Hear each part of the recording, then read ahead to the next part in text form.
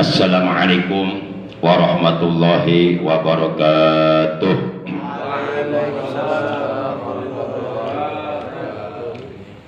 Alhamdulillahilladzi amarona siyam kama amara 'alal ladzina min qablina la'allana minal muttaqin. Asyhadu an la ilaha illallah al-malikul haqqul mubin wa asyhadu anna sayyidana Muhammadan 'abduhu wa rasuluh as-sadiqul wa'dul amin. Allahumma shalli wa sallim wa barik ala imamil muttaqin sayyidil anbiya'i wal mursalin sayyidina wa habibina wa syafi'ina wa qurrati a'yunina wa maulana Muhammad wa ala alihi wa ashabihil mujahidin at-tahirin, amma ba'd. Ma'asyiral muslimin, segenap ikhwan Thariqah Qadiriyah wan Naqsabandiyah yang saya hormati, rahimakumullah wa hadakumullah. Bersyukur kita kepada Allah bahwa kita oleh Allah masih diberi nikmat panjang umur, nikmat sehat, zahir maupun batin, jasmani maupun rohani, juga nikmat-nikmat yang lainnya, terutama nikmatul iman wal Islam wal ihsan, juga nikmatul ilmi. Sehingga alhamdulillah pada kesempatan malam ini memasuki malam tanggal 20 di bulan Sya'ban tahun 1443 Hijriah, kita dapat berkumpul di Majlis Dzikir Khotaman Thariqah Qadiriyah wan Naqsabandiyah. Semoga kita semua yang hadir, yang duduk berkumpul di tempat yang mulia ini mendapatkan ampunan dosa dari Allah Subhanahu wa taala, dari dosa-dosa yang pernah kita lakukan dihapus oleh Allah, dan kita oleh Allah dijadikan orang-orang yang istiqomah dalam menjalankan ibadah kepada Allah sampai akhir hayat, sehingga mudah-mudahan manakala ajal kematian yang telah ditentukan oleh Allah kepada kita datang, semoga kita dan keluarga kita, saudara-saudara kita meninggal dunia nanti dalam keadaan husnul khatimah. Amin ya Allah ya rabbal alamin. Salawat teriring salam semoga tetap dilimpahkan selalu atas manusia yang paling dekat kepada Allah, manusia yang paling mulia, yang paling dicintai oleh Allah dari seluruh manusia yang telah diciptakan oleh Allah, yaitu Nabi kita tercinta, Nabi Agung, Nabi besar Muhammad Sallallahu Alaihi Wasallam, beserta seluruh keluarga beliau, para sahabat beliau, dan seluruh pengikut beliau yang tetap setia kepada beliau, tetap cinta kepada beliau, tetap istiqomah mengamalkan ajaran Islam yang telah diajarkan oleh beliau, juga mengamalkan sunnah-sunnah beliau. Semoga kelak di hari kiamat kita dan keluarga kita dan saudara kita semuanya mendapatkan syafaatul ujma dari beliau. Amin ya Allah ya rabbal alamin. Ma'asyiral muslimin, segenap ikhwan Thariqah Qadiriyah wan Naqsabandiyah rahimakumullah wa hadakumullah. Jam telah menunjukkan jam 22 lewat 1 menit. Gimana Ustaz ini? Gimana ini? Ini jam 22 lewat 1 menit gimana nih? Oh lanjut. Soalnya di undangannya selesai sampai jam 22.00.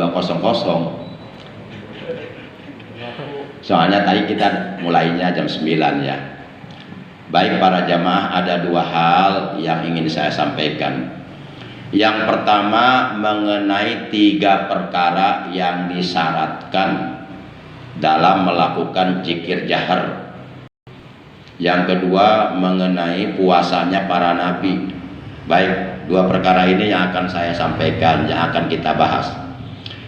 Yang pertama mengenai 3 perkara yang disyaratkan dalam melakukan zikir jahar, yaitu zikir yang dilakukan oleh lisan dengan suara jelas, dengan suara nyata, dengan suara terang. Kan ada 2, ada zikir jahar, ada zikir khafi. Bahkan ada zikir tabi'ah, zikir seluruh anggota badan. Diterangkan di dalam kitab Miftahus Sudur, di mana kitab Miftahus Sudur ini disusun, mu'alifnya, penyusunnya adalah guru mursyid kita, Al-Alim, Al-Allamah, Al-Faqih, Syekhun Al-Mukarram As-Syekh Ahmad Sohibul Wafat Tajul Arifin, yang terkenal dengan sebutan Abah Anom, selaku pimpinan Pondok Pesantren Suryalaya Tasikmalaya. Di dalam kitab Miftahul Sudur tersebut diterangkan wasurito, dan disyaratkan fil jahri, di dalam melakukan zikir jahar, zikir dengan suara jelas, nyata, terang, opo salah suhi solin, 3 perkara. Jadi ada 3 perkara yang seyogyanya kita lakukan manakala kita mengerjakan zikir jahar. Seperti contohnya zikir 165 setiap selesai sholat 5 waktu, atau seperti zikir malam ini, zikir khotaman. Zikir khotaman ini termasuk dalam kategori zikir jahar. Nah, jadi 3 perkara ini seyogyanya kita lakukan ketika kita melakukan zikir jahar. Yang pertama, kata pangersa Abah, biwudu'in tamin. Zikir jahar itu seyogyanya, semestinya dikerjakan dalam keadaan punya wudhu yang sempurna. Makanya pangersa Abah mewajibkan, memerintahkan sekaligus mewajibkan kepada seluruh murid-muridnya, baik murid-muridnya yang ada di dalam dan ataupun di luar negeri, seperti di Malaysia, di Singapura, di Filipina, di Brunei Darussalam, banyak murid-murid Abah di luar negeri, termasuk di Belanda juga ada. Nah, jadi kita disyaratkan ketika kita melakukan zikir jahar, pangersa Abah memerintahkan, mewajibkan kepada seluruh murid-muridnya agar hendaknya melakukan zikir jahar dalam keadaan kita punya wudhu yang sempurna. Jadi wudhunya yang sempurna, jangan wudhu asal-asalan, wudhu yang sesuai dengan sunnah Rasulullah. Artinya kalau hal ini dilanggar, tentu kita enggak mendapatkan ridho dari guru kita. Ridho guru itu ridho Allah, sebagaimana ridho orang tua itu ridho Allah bagi anaknya. Makanya kalau ada seorang murid durhaka kepada gurunya, atau membuat hati gurunya menjadi kecewa, atau membuat hati gurunya menjadi berubah kepadanya, walaupun dia datang kepada seluruh wali sealam dunia, maka seluruh wali sealam dunia tidak akan bisa memperbaiki hatinya kecuali gurunya ridho kepadanya. Dosa kepada orang tua masih ada harapan diampuni, asalkan kita minta maaf, minta ampun kepada orang tua. Tapi dosa kepada guru, hati-hati. Para jamaah yang dimuliakan oleh Allah Subhanahu wa taala, sehingga di dalam kitab Ta'limul Muta'alim diterangkan, man ada ustazahu faqad arramallahu alaihi barakatal ilmi.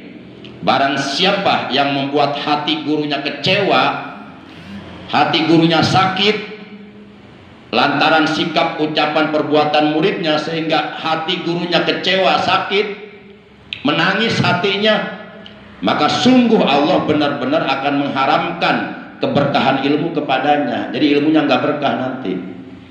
Para jamaah yang dimuliakan oleh Allah Subhanahu wa taala, yang kedua yang disyaratkan agar seyogyanya, semestinya kita lakukan manakala kita melakukan zikir jahar, kata Abah yang kedua, bidor bin sadidin, dengan tekanan yang keras, tapi tekanan ke dalam. Tekanan ditujukan kepada 7 titik latifah, karena di dalam tubuh manusia itu ada 7 titik latifah, di mana 7 titik latifah tersebut masing-masing itu mempunyai pengikut. pengikutnya terbagi dua. Ada pengikutnya yang majmumah, yang tercela, ada pengikutnya yang mahmudah, yang terpuji. Maka ketika kita melakukan zikir jahar seperti la ilaha illallah, la ilaha illallah, la ilaha illallah, maka kata Abah yang kedua disyaratkan bidorbin sadidin, dengan tekanan yang keras ke dalam. Di tekanannya ke 7 titik latifah. Yang pertama, kira-kira 2 jari di bawah susu kiri. Di sini ada latifah qalbi. Kemudian kira-kira 2 jari di atas susu kanan. Di sini ada latifah khofi. Kemudian kira-kira 2 jari di bawah susu kanan. Di sini ada latifah uhi. Kemudian kira-kira 2 jari di atas susu kiri. Di sini ada latifah sir. Kemudian antara kedua susu di tengah-tengah pas dada, di sini ada latifah akhfa. Kemudian di antara kedua alis, di sini ada latifah nafsi. Dan latifah yang ada di seluruh badan kita merambah, itu namanya latifah kolab. Di mana latifah kolab ini merupakan perpaduan dari 4 macam anasir 4, yaitu air, tanah, api, dan udara. Latifatul ma, air, latifatul arab, tanah, latifatul nar, api, dan latifatul hawa, udara. Jadi yang 4 unsur ini yang disebut anasir 4 ada dalam tubuh kita. Tubuh kita mengandung air, mengandung tanah yang dibikin dari tanah. Ada udara, ada api, ada unsur api. Nah, ketika 4 anasir ini digabung menjadi satu, maka disebut latifah kolab. Nah, 7 titik latifah ini ketika kita melakukan zikir jahar mesti tersentuh dengan kalimat thayyibah, yaitu kalimat la ilaha illallah. Karena tidak ada zikir, tidak ada kalimat zikir yang paling utama, yang paling istimewa, yang nilainya jauh lebih baik daripada 7 lapis langit dan bumi beserta seluruh isinya, melainkan kalimat zikir dengan mengucapkan kalimat la ilaha illallah. Nah, para jamaah yang dimuliakan oleh Allah Subhanahu wa taala. Jadi caranya, kaifiatnya, la itu ditarik dari sedikit bawah pusar sampai ke ubun-ubun. La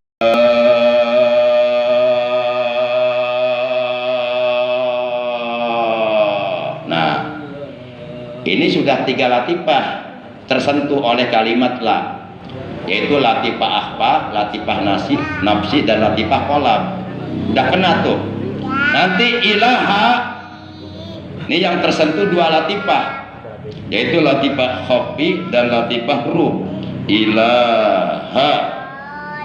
Nanti illallah itu harus menyentuh 2 latifah yang ada di kiri, di badan bagian kiri, yaitu latifah sir dan latifah qalbi.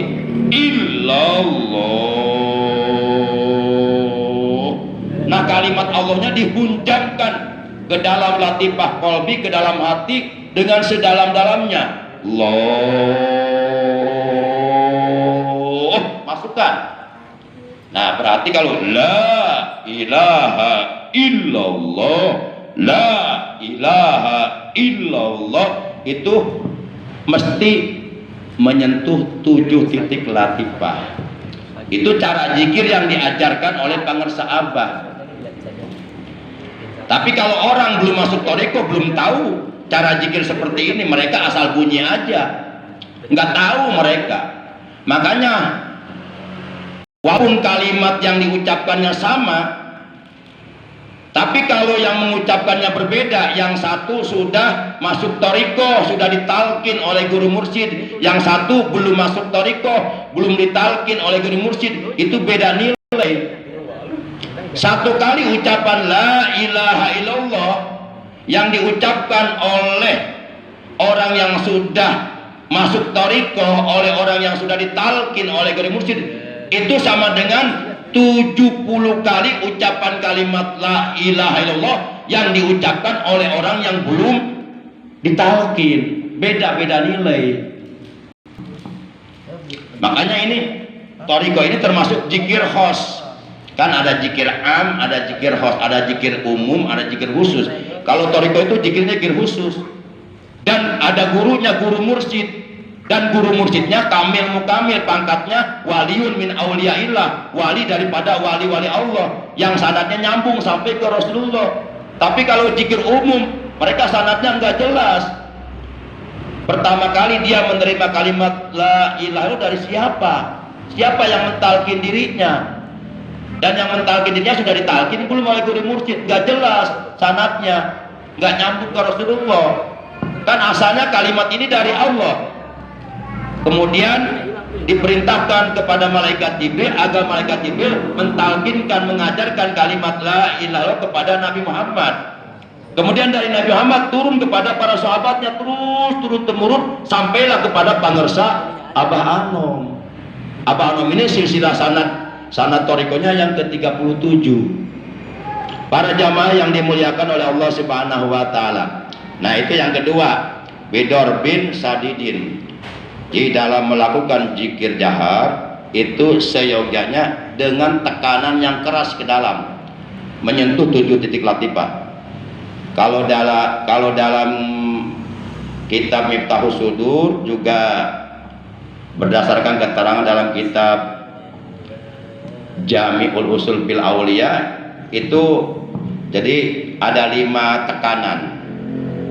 La itu langsung 3 latifah kena tuh. La langsung ke ukun-ukun. Ilaha 2 latifah. Illallah 2 latifah. Kena semua. Nah, tekanan yang pertama yang ditekan Bidor bin Sadidin dengan tekanan yang keras yang pertama yaitu pada kalimat la. La ilaha illallah. La ilaha illallah. La ilaha illallah. Nanti tekanan kedua yang menyentuh latifah khofi dan ruhid itu pada kalimat ilaha. La ilaha illallah. La ilaha illallah. Ditekan tuh. La kena tuh. Khofi dan ruhid. Ilaha. Ditekan nih. La. Nanti tekanan yang ketiga itu menyentuh latifah sir. Il. Nah, pada kalimat il huruf istisna. Illallah. La ilaha illallah. La ilaha illallah. Di sini nih. La ilaha illallah. La ilaha illallah. Nanti tekanan keempat itu pada lafaz Allah Ismul A'dzam. Nah, ini diucapkan ke latifah qalbi. La ilaha illallah. La ilaha illallah. La ilaha illallah. La ilaha illallah. La ilaha illallah. Nggak apa-apa dikeraskan karena berdasarkan hadis. Jadi annas syaitona wadi'un khutmatahu ala qalbi ibni Adam, bahwasanya syaiton itu selalu menempelkan hidungnya di hati anak Adam. Di hati anak Adam. Fa'in jakarullaha khonasa, maka kalau anak Adam tersebut hatinya berzikir kepada Allah, menyebut nama Allah, maka setan itu lari terbirit-birit. Tapi sebaliknya kalau hati anak Adam lupa kepada Allah, maka iltaqama qalbah, syaitan tersebut akan menelan hati anak Adam. Artinya akan menguasai hatinya. Ketika anak Adam hatinya sudah dikuasai oleh syaitan, udah syaitan akan menggerakkan seluruh anggota badannya untuk berbuat maksiat. Karena syaitan itu akan berjalan di tubuh manusia melalui aliran darah manusia. Nanti aliran darahnya cuma dikuasai setan. Kalau aliran darah manusia sudah dikuasai setan, maka itu seluruh anggota badan akan dikendalikan oleh syaitan. maka ucapkan Allah, tekan ke dalam hati supaya syaitan lari. Para jamaah yang dimuliakan oleh Allah Subhanahu wa taala. Jadi bidorbin sadidin dengan tekanan yang keras. Kita sudah diajarkan 5 tekanan ya. Kalau tekanan yang terakhir, yang kelima itu langsung 3 tuh, gabungan 3. La ilaha illallah. Jadi tekanan yang kelima, gimana kan yang kelima? Masuk semua ya. La ilaha illallah, la ilaha illallah. Kena semua tuh. Tekanannya itu yang terakhir. Para jamaah kemudian disyaratkan dalam melakukan zikir jahar oleh para sahabat yang ketiga bisautin qawiyin. Bisautin qawiyin, dengan suara yang kuat. Dengan suara yang kuat. Dengan suara yang kuat. Itulah 3 perkara yang disyaratkan oleh para sahabat dalam melakukan zikir jahar, agar hendaknya hal ini diperhatikan dan ditaati, karena ini dari apa? Dari para sahabat. Silakan buka kitab Miftahul Qudurnya. Dan yang kedua yang ingin saya sampaikan mengenai puasa. Ini materi yang pertama selesai tentang 3 perkara dalam dan disyaratkan dan jahar. Itu materi pertama sudah selesai. Sekarang materi tentang puasa. Ngopi aja ngopi. Baik. Ya, tiba materi. Udah materi pertama udah ACC ya, tentang 3 perkara yang disyaratkan dalam melakukan zikir jahar. Pertama, biwuduin amin, harus punya wudu yang sempurna. Yang kedua, bidorbin sadidin, dengan tekanan yang keras tapi ke dalam, jangan keluar. Yang ketiga yaitu bisautin qawiyin, dengan suara yang kuat. Udah ACC tuh. Sekarang materi kedua, bukan ketiga, kedua sekarang. Udah ngopi aja ngopi. Ngopinya masih banyak itu. Baik, mohon maaf. Oleh karena kurang lebih sekitar 10 hari lagi kita umat Islam, khususnya di Indonesia yang kita cintai ini, umumnya di berbagai belahan dunia, akan memasuki bulan suci Ramadan. Materi kedua tentang puasa, saya sampaikan sebuah hadis an Abi Sa'id al-Khudri radhiyallahu anhu qol, dari Abu Sa'id al-Khudri radhiyallahu anhu, ia berkata. Abu Sa'id al-Khudri ini adalah sahabat Rasulullah, hidup satu masa, satu kurun, satu zaman dengan Rasulullah, salat berjamaah bareng dengan Rasulullah, bahkan perang Badar ikut bersama Rasulullah. Nah, Abu Sa'id al-Khudri radhiyallahu anhu ia berkata, kata Abu Sa'id, qala Rasulullah sallallahu alaihi wasallam, telah bersabda Rasulullah sallallahu alaihi wasallam, ma min abdin yasumu yauman fi sabilillahi illa ba'adallahu bidalikal yaumi wajhahu anin nari sab'ina kharifa. Artinya, ma min abdin, tiadalah ada seorang hamba Allah, yasumu, yang berpuasa, yauman, satu hari, fisabilillahi, di jalan Allah. Tiadalah seorang hamba Allah yang melakukan puasa satu hari semata-mata karena Allah, atas dasar iman dan ikhlas semata-mata karena Allah, illa, melainkan ba'adallah bijalikal yaum, niscaya Allah subhanahu wa ta'ala akan menjauhkan dengan puasanya yang satu hari itu, yang telah dilakukannya itu, wajhahu, akan wajahnya orang tersebut, anin nari, dari api neraka, sab'ina kharifan, 70 kharif. Kharif itu perjalanan jarak tempuh 70 tahun baru sampai. Nih kalau umpama kita melakukan perjalanan tapi jangan naik kendaraan, baik kendaraan roda 2 ataupun kendaraan roda 4 ataupun kereta api jangan, ataupun pesawat jangan. Jadi ini asli jalan kaki. Kalau umpama kita melakukan perjalanan dengan berjalan kaki selama 70 tahun dari Al-Amin, kira-kira nyampe kemana? Selama 70 tahun kira-kira nyampe enggak ke Singapura? Nyampe lebih, bahkan 70 tahun. Nah kalau kita puasa Ramadan 1 hari, itu badan kita, wajah kita oleh Allah dijauhkan dari api neraka selama perjalanan 70 tahun. Itu kalau 1 hari. Kalau puasanya full 30 hari di bulan Ramadan, berarti 30 hari kali 70 tahun, 2100 tahun. Badan kita, wajah kita dijauhkan oleh Allah dari sentuhan api neraka. Karena panasnya api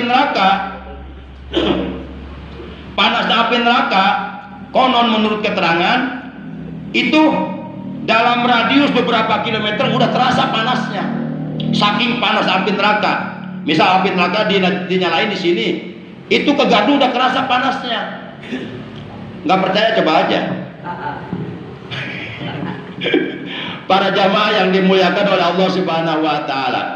Baik, para nabi itu kalau puasa, mereka puasanya puasa total menyeluruh, secara integral, total menyeluruh, zahir, batin, jiwa, raga, hati, pikiran, semuanya berpuasa.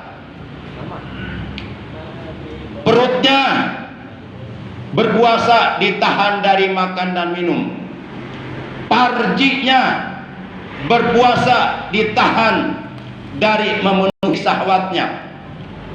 Seluruh anggota badannya, kedua kakinya, perutnya, kedua tangannya, lisannya, kedua matanya, kedua telinganya, seluruh anggota badannya berpuasa, ditahan dari melakukan perbuatan-perbuatan dosa.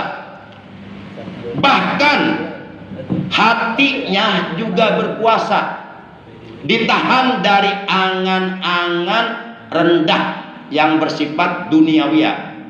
Bahkan pikirannya berpuasa, dikosongkan dari pikiran-pikiran tentang dunia. Itulah puasanya para nabi.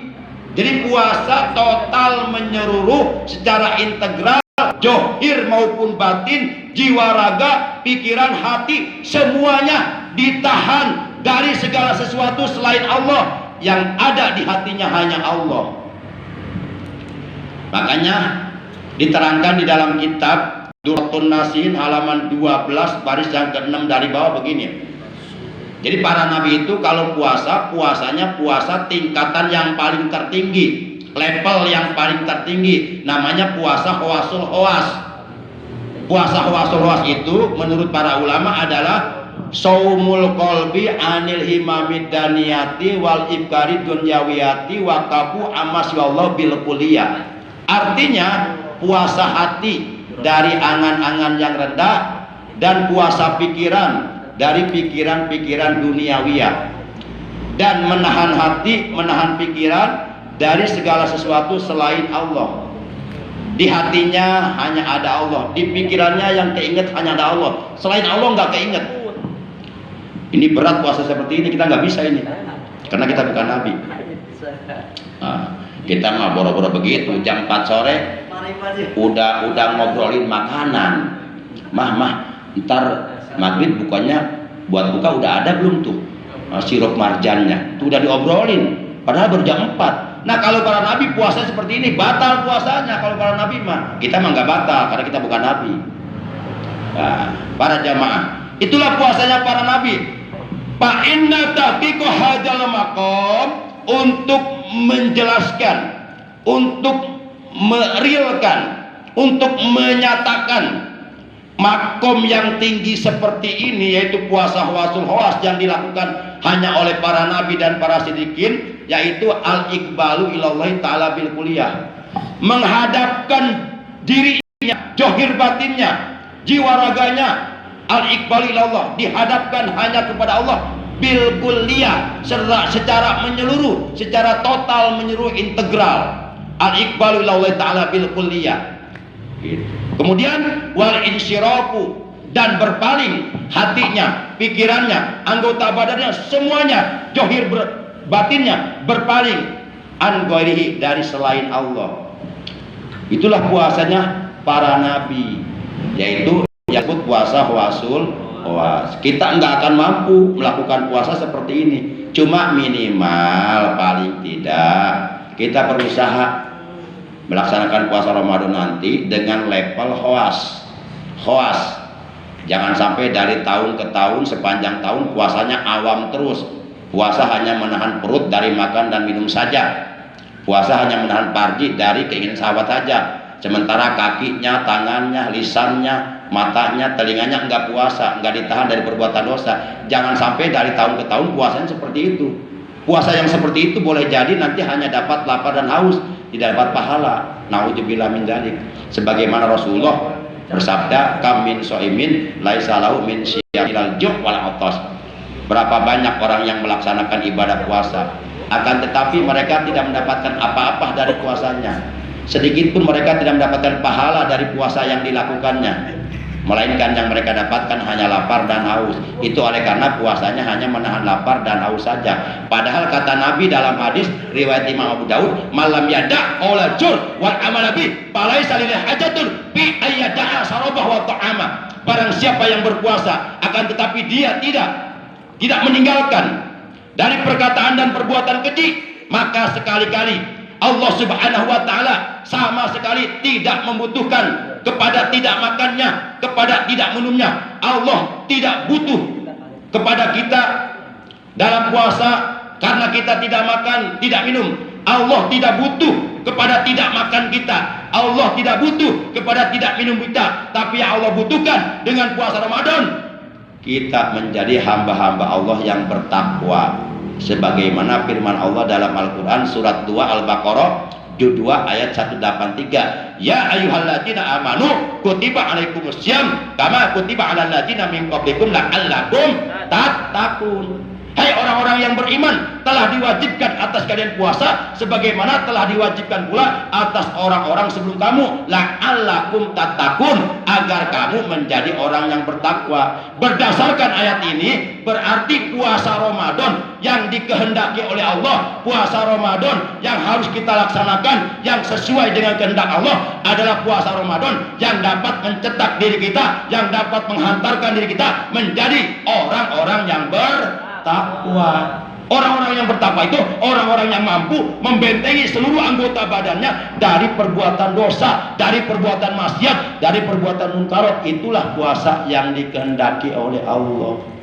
Nah, yang terakhir para jamaah, jadi yang disebut puasa huas itu kaful jawari al asam, mencegah, menahan seluruh anggota badan dari mulai ujung rambut hingga ujung telapak kaki, semuanya berpuasa, semuanya ditahan dari melakukan perbuatan-perbuatan yang dicela oleh hukum agama, yang tidak diridhoi oleh Allah. Demikian kurang lebihnya mohon maaf. Terima kasih atas kehadirannya dan atas perhatiannya. Mudah-mudahan apa yang saya sampaikan ini oleh Allah dijadikan ilmu yang bermanfaat buat kita, ilmu yang barokah, ilmu yang disertai hidayah, ilmu yang dapat menghasilkan berbagai macam amal kebaikan, amal soleh, amal ibadah yang banyak buat bekal hidup kita nanti dalam akhirat, ilmu yang dapat menghantarkan diri kita untuk bisa menjadi hamba-hamba Allah yang terbaik di hadapan Allah Subhanahu wa taala, ilmu yang dapat menghantarkan diri kita sehingga kita bisa meraih rahmatnya Allah, ampunan Allah, ridhonya Allah, dan surganya Allah.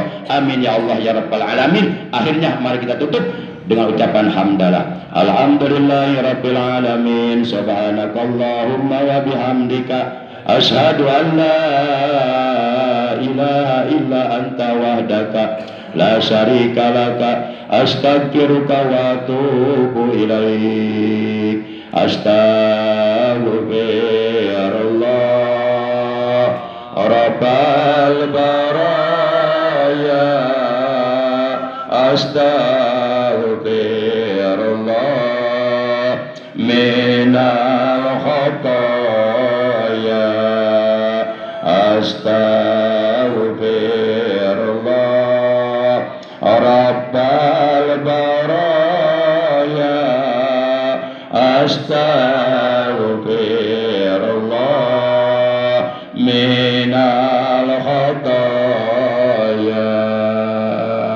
astaghfirullah rabbal baraya astaghfirullah minal khataya. Kita sambut kedatangan bulan suci Ramadan. Marhaban ya sahra Ramadan, marhaban syahrul siyam, marhaban ya sahra Ramadan, marhaban syahrul qiyamah. Datang bulan Ramadan, Ramadan bulan puasa, datang bulan yang mulia Ramadan, bulan tarawih. Marhaban ya sahra Ramadan, marhaban syahrul siyam, marhaban ya sahra Ramadan, marhaban syahrul qiyam. Allahumma barik lana fi sya'ban hadza wa balighna Ramadan wa hasil maqasidana min maqasidid dunya wal akhirati bil khair. Allahumma tahhir lisanana minal kidbi wa qulubana minan nifaq wa amalana minar riya wa basarana minal khiyana fa innaka ta'lamu kha'inatal a'yun wa ma tukhfi sudur. Allahumma ighfir lana wa li walidayna, Allahumma ighfir lana wa li walidayna, Allahumma ighfir lana wa li walidayna, Allahumma ighfir lana wa li walidayna, Allahumma ighfir lana wa li walidayna warhamna warhamhuma waj'alil jannata maswahuma wa ma'wahuma. Rabbana ja'alna muqimas salati wa min dzurriyyatina rabbana wa taqabbal du'a. Rabbana atina fid dunya hasanah wa fil akhirati hasanah wa qina adzabannar. Wa sallallahu ala sayyidina Muhammad wa ala alihi wa sahbihi wa sallam. Subhana rabbika rabbil izzati amma yasifun wa salamun alal mursalin walhamdulillahi rabbil alamin. Terima kasih, mohon maaf, adanallahu wa iyyakum ajmain. Wassalamualaikum warahmatullahi wabarakatuh. Waalaikumsalam.